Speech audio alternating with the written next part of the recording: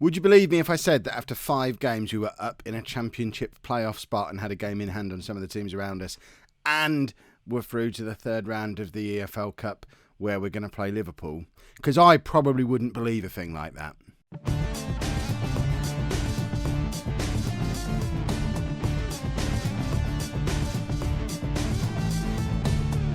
Hello and welcome to Season 6, Part 2 of Non-League to Legend. I'm Kev, and coming up on today's episode, we've got 2 home games in the Championship against Huddersfield and Sheffield Wednesday. We've got the whole of Yorkshire coming to see us. Huddersfield's in Yorkshire, isn't it? I think. Maybe. Let's assume it is. Since you were last with me, things have been going rather well. We did lose against Portsmouth, which is disappointing because they're one of the teams that I would expect us to be better than. But other than that, we're not losing to anybody. We've knocked Middlesbrough out of the EFL Cup. We've scored lots of goals in the league. I mean, to be fair, Reading are bottom, but we've also soundly beaten Barnsley, and possibly most impressive, Wolves are favourites to go up and are currently top of the league, and we held them to a 0-0 draw away from home. So we're looking like we're not a bad side again, which is very pleasant. We've made a few more signings since you were last with me as well. There's a couple of our younger lads who've gone out on loan. We're not going to worry about them. But what we've done is brought in a number of players. The first of which is Sebastian Amoros. We tried to sign him last season. Had a fee agreed with, I think it was Port Vale that he was at. Yeah, had a fee agreed 300,000 or so in the January transfer window, but couldn't agree personal terms with him. His contract ran down, so we've brought him in. He's 26-year-old French defensive midfield player. That's important. Yes, he prefers to be a deep line playmaker, but he can be a ball winner. This is the player we wanted last Christmas. Currently 3-star, potential 3-star. He's not going to be spectacular. He's not going to get lots better, but he'll do a job for us in the short term. We haven't seen him play yet because he wasn't match fit when he came in, but that's important. We've had to panic sign another goalkeeper because that Finnish chap that we brought in, I can't even remember his name, he's got a long-term injury now. He's going to be out for the next 6 months. So we've brought in another loan. It's all we could do. It's the only goalkeeper we could find. Comes in on loan from PSV. Nick de Jong, he's only 18. 3-star current ability, 5-star potential ability. Realistically, he's as good as Miguel. He's as good as Letovara, the guy who's injured and will probably never play for the club. He's just going to come in to sit on the bench. Or more realistically, probably play for the under-18s or the under-23s while Andrew Steele sits on the bench so that he can come in if Miguel gets injured. But we don't want to waste one of our loans on a bench warmer, especially because we've brought in another young player from PSV on loan, another defensive midfield player, Jerome Steenvoorden. I know there's Dutch people watching. Tell me how to pronounce these names. 3.5-star current ability, 5-star potential ability. This lad is going to be quite good. Already comfortably the best defensive midfielder we've got at the club. He's better than Amoros, who we've just brought in, better than Josh Da Silva, who we paid a lot of money for in the summer. He's going to be quite good. I think it probably spells the end of Harry Hamlin because we've now brought in 2 midfielders who play in his position better than he does. But, you know, he should have signed permanently when he had the chance. And then lastly, deadline day. I won't call it panic business, but it's a player we certainly didn't need, probably couldn't afford, but he was too good not to take. He was available on a free transfer, having been released by Perugia at the end of last season. He's an Australian who can play as an attacking midfielder. In fact, that's all he can do. He is just an attacking midfielder. He can sort of do a little bit of other stuff as well, but not really. So he's mainly coming in to be a reserve for Benteke. But he's got 4.5-star potential ability, and he's just a little bit of a deadline day gamble. He might become awesome. He might rarely play. But we've got some proper backup and cover in that position as well now, which is much needed. So, with all those extra comings, this is the team that we're going to be playing for the first of today's 2 games against Huddersfield. We're not loading loads of new players in because certainly the ones who've come in on free transfers aren't close to match fit. So Amoros has just about got there. Steenvoorden and what's his face, the the other one. Why have I got all the youth team on again? Hold on, get rid of all this. The lad who we've just been talking about, Armenakis, not even close to match fit. So he's not going to be in contention today. But this is today's team. We've got Miguel in goal. A back four of Tamelti making his first appearance of the season. having recovered from injury. Not match fit, but I've not been that impressed with Tom Field so far in the 7 games that he's played. So keen to get Melty into the side. He can get some match fitness by playing matches. He's going to be alongside Anderson and Jackson, who have been brilliant, making the step up to the Championship, averaging over 7.5 between the two of them over the last 5 games. And George Fowler coming in for his first start of the season at right back because Josh Grant has picked up an injury. He's going to be out for the next 3 weeks or so with a groin strain. Then in midfield, this is our new look midfield 4. I'm pretty sure if everyone's fit, this is what it will be, unless Steyn Vorden or the other guy end up looking brilliant. So it's Amoros as the ball-winning midfielder, Cool and Zelalim either side of him with Benteke in behind the front two. And the front two today is Sinclair and Schiavi, mainly because we don't have much in the way of other options up front. We've got Priso and Marriott still sat there on the bench. We really need Martel Taylor-Crossdale to hurry up and get better. He's still out for another month. Raquel Pike is still out for longer than that, I imagine. He's out for another 2 months. So we don't have much in the way of rotation options up front at the moment. So we're going to have to make do with those two, and Marriott and Priso coming on as and when. It's far from ideal. We were looking to sell Schiavi over the summer, and now he's playing every game for us because we don't have any other options, apart from Marriott, of course. So let's get into the game. There's the potential that we're going to unsettle ourselves today with a couple of new players in the team, a couple more players who haven't played for us yet this season when we've been in good form, but we have just had the international break. So there's reasons why we've decided to mix things up. Quite a few players have recovered from their injuries during that break, and the players who weren't match fit have managed to get some match fitness playing for the under-23s. So that's my excuse anyway. We're still retaining the ball rather nicely, which has been a feature of our play so far this season. Fowler crosses into Schiavi, and with less than 4 minutes on the clock, we're 1-0 up against Huddersfield. That puts us to second in the Championship, which, I mean, it is really stupid. I remember going through this phase of calling it stupid early on last season, and eventually we started to believe it. It's not happening this season. I am certain of that. I'm going to continue calling it stupid until it stops being stupid. And at the moment, we're only 6 games in. We could still lose this one comfortably. Let's try not to get too excited just yet. Look, Huddersfield are right down there in 21st place. We have had a nice run at the start of the season of playing most of the poor teams in the division. Wolves aside, who a 0-0 away against Wolves was a fantastic result. But most of the teams we've been beating are in a relegation battle at the moment. So it might just be that we've started the season with a very kind run of games, and as soon as we start playing the teams that are any good regularly, we'll come unstuck. That's what I'm expecting to see anyway. Huddersfield are coming at us now and attacking with pace and purpose, and Melty gives away a corner. And we are a little bit susceptible to this because our goalkeeper's a bit rubbish. So we don't really like crosses coming into the area. They make us a little bit scared, especially when 3 in a row come in because we're not dealing with them, for goodness sake. And now Benteke can't get clear. They've got the ball back again, but Aaron Cool just clears up Benteke's mess, and that's what he's there for. Amoros misses his tackle, and they're coming at us again. All 3 of our central midfielders were basically occupying the same square of grass there, and as soon as Amoros missed his tackle, the whole midfield was in trouble because they were all so close together. I know I've asked them to play narrow, but they shouldn't be holding hands across the middle of the pitch like they were there. And Huddersfield are looking like a good team here. They're coming at us again, and that goal has been coming.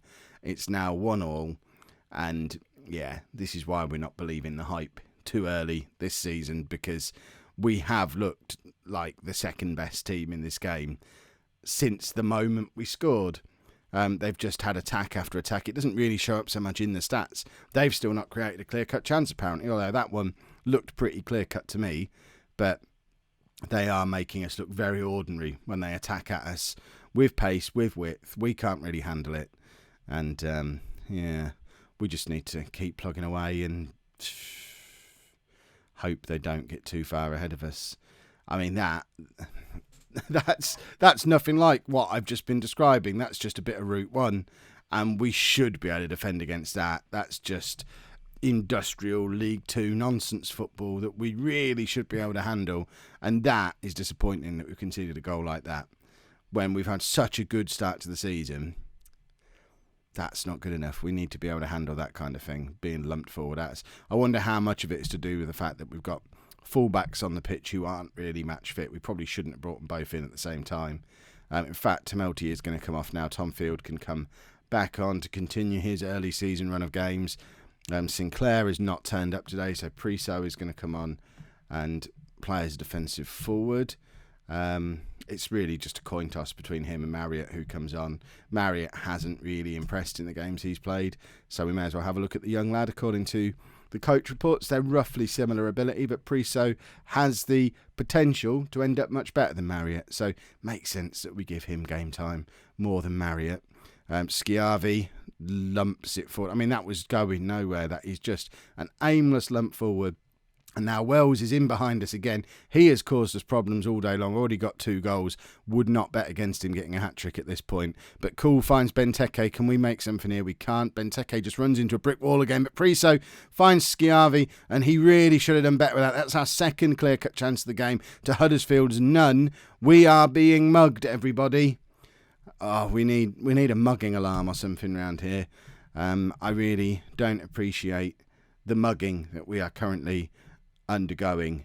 Amoros is coming off. We're going to bring on the young Dutchman whose name I can't pronounce yet. Steenvoorden? Or is it going to have odd pronunciations in between? Is it going to be something like Steenvoorden or something like that I'm never going to remember how to pronounce? I bet that was spot on. We're not getting back into this, are we? We don't really have a plan B, although Tom Field did excellently there, but it was a bit too late, really.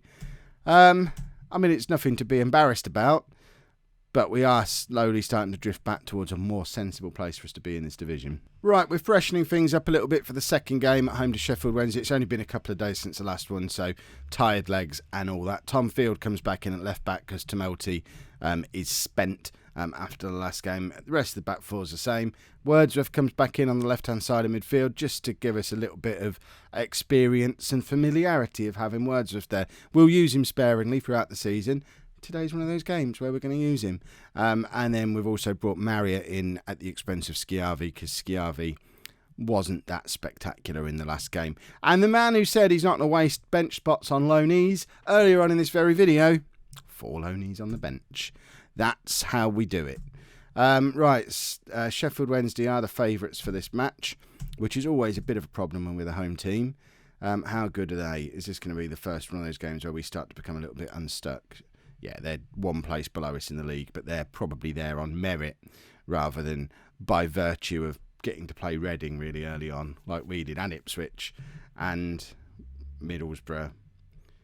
I mean, we've played all the rubbish already. We need to save some of this for the end of the season when we're going to need it. This isn't good. Although, a fairly uneventful first half against a team much better than us, that is quite good. And Marriott's in, and if they got number 2 in goal... Oh, you have no idea how angry that makes me. Hold on, we need to investigate this further. Their goalkeeper is wearing the number 2 shirt. No. Nope. No. Is that something they do in real life? No. End it here. I'm not going on. It's just stupid. Hold on. How do you set a nickname on a player that's not your own? Set nickname, their goalkeeper, now called right back. Because he's wearing the number 2 and he needs to learn. I'm not having it. That's just silly. Oh.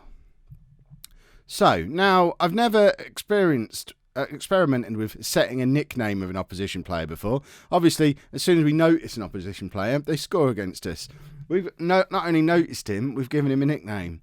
So I think their goalkeeper, right back, might be about to score a hat-trick. I am aware that we've gone 1-0 down, but, you know, it's a season where we're supposed to get relegated. It doesn't bother me that much. We're here to have a little bit of fun, experience the Championship, have a few good, exciting days. There you go. Jackson's just scored. That was exciting. You wouldn't necessarily know it from my demeanour because I'm still really angry about the fact that their goalkeeper's wearing the number 2. And not only that, he's still got some name that's not right back above his head. Oh, there you go. It's been fixed now. Has he got right back on his shirt? I can't see the back of his shirt from here. I mean, let me know in the comments. Is that making you as angry as it's making me? What is football coming to if we're going to let goalkeepers wear the number 2 shirt now? I feel like I'm days away from seeing an outfield player wearing number 1. Oh, I don't think I'm going to be able to sleep tonight after this. Right, take off both strikers, bring on the 2 that sat on the bench, because we're not scoring goals anymore. We're desperately missing Taylor Crossdale. We need to get him back ASAP. But in the meantime, it'd be nice for any of the others to start scoring goals. Schiavi has the opportunity to do just that here. Crosses to Benteke, and his name's changed back to Wildsmith again. But on the replay, it'll be right back. Why are they messing... I mean, I can't even enjoy the goal properly because they're messing me around with his name. Look, he's right back in 3D. Goes back to 2D, black and white. Wildsmith again, or whatever his stupid name was. Oh... Right, now we just need to hold on. I mean, it serves him right for having a stupid shirt number. He deserves to have a rubbish team from 2 divisions lower than him score against him. I know we're in the same division now. I'm talking about where we were 2 years ago. Because we're basically playing our team from 2 years ago. And they're playing a right back in goal. Right, we're playing the ball around beautifully here. Schiavi's in. It's 3-1. That's what you get for playing a right back in goal. Sheffield Wednesday, this serves you right. After all this rant, I just know that I'm going to be sat there editing the episode and just Google it just to see if he does it in real life. And it's going to turn out it's for some really deep and meaningful reason. And I'm going to feel like such a monster. And then I'm going to have to decide whether or not to edit it out or pretend I didn't check. I think it's safe to assume I won't check. So if I am offending people because there is a deep and meaningful reason why he wears the number 2 in real life, I apologise to him. I apologise to his family. Didn't mention that in his biography on here. They should have an asterisk next to him if that's what they're going to do, because people will get angry about silliness like that. Fingers crossed, when I do Google it, if I Google it, depends if it's offensive or not, it'll just turn out that he actually wears number 1 in real life and the game's just messing with me and it's reallocated squad numbers. But, ooh. Right, our 2 centre-backs who've played every minute of every game so far, understandably are getting a little bit tired now and they've got to play again at the weekend. I've used up all the substitutions. We don't really have much in the way of backups for them either, unfortunately, so they're just going to have to keep plugging away, especially with Grant injured. We can't even move Fowler across there. We've got the young lad on loan from Cardiff who can come in, but that's the only backup really. We might have to start rotating them a little bit, but enough of that nonsense. We've just won another football match. We've already got 13 points on the board and only 7 games in. If you remember the Kev ratio from many seasons ago now, we're almost at double Kev at the moment. We're going to stay in this league. We might even finish mid-table. Oh, I need to Google that now to make sure I don't have to re-record that last bit. If you've enjoyed that, make sure you pop a like on there for me. Subscribe to the channel if you'd like to see more. And thank you very much for watching.